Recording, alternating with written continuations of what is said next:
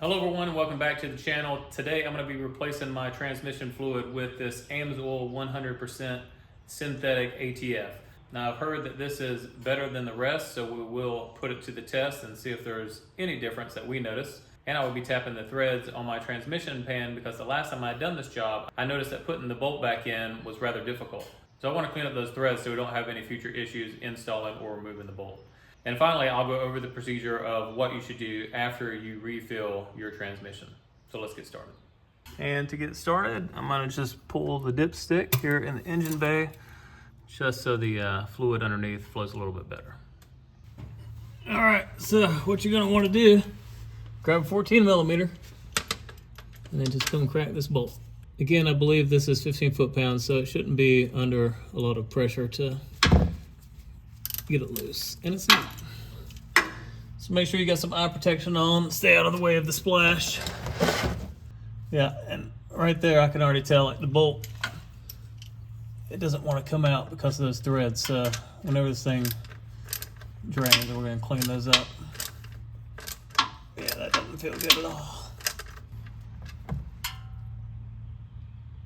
All right, just going to let that drain, and then once it's finished, come back and clean up those threads. It's got kind of a slow drip going right now, so I'm gonna go ahead and tap it.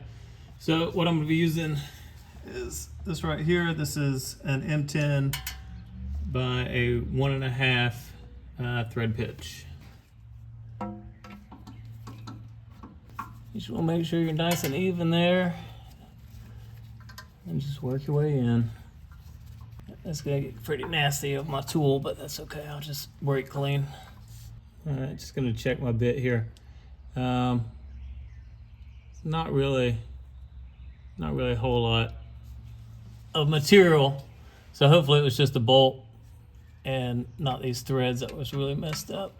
We're gonna do it one more time just for ease of mind. And again, just checking this, there's a little bit of material on there, but it's really not that bad. So stick a rag in there, clean that out a little bit, and then we'll put the new washer and bolt in, 15 foot-pounds, and then go fill this transmission up.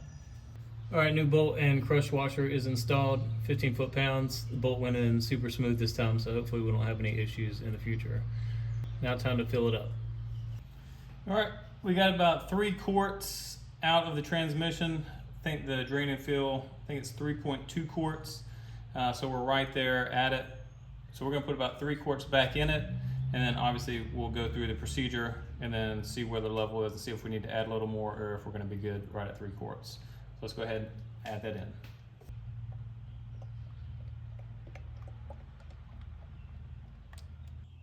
All right, that's right at 3 quarts. So now let's go into the cab and go through the procedure now that the transmission is full. All right, so with the dipstick back in and the transmission full, we're going to go ahead and start the vehicle. And then what my manual says is you go from park all the way to the low gear, stopping in between each one of the gears, and then do that a few times, and then check the level while it's cool. So let's go ahead and do it.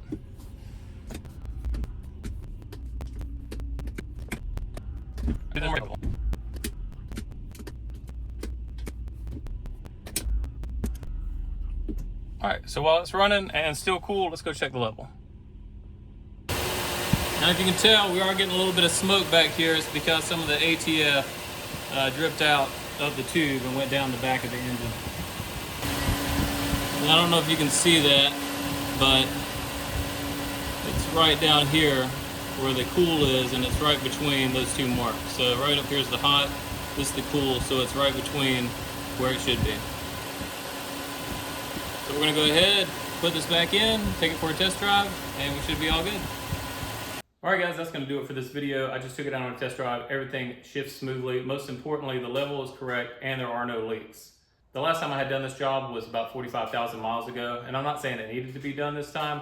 However, this transmission is reaching almost 300,000 miles, so I wanted to do it just for peace of mind. And the AMSOIL that I purchased was about $60 for 1 gallon. So this is the cost of not only the transmission fluid, but also the total cost of running this vehicle for the last 4 years. And as you can see, this is a very simple job, something that you can do at your house or garage with very simple tools. Don't forget to like and share this video. Please subscribe to the channel if you haven't, because there's more LX content coming up. And as always, thank you for watching.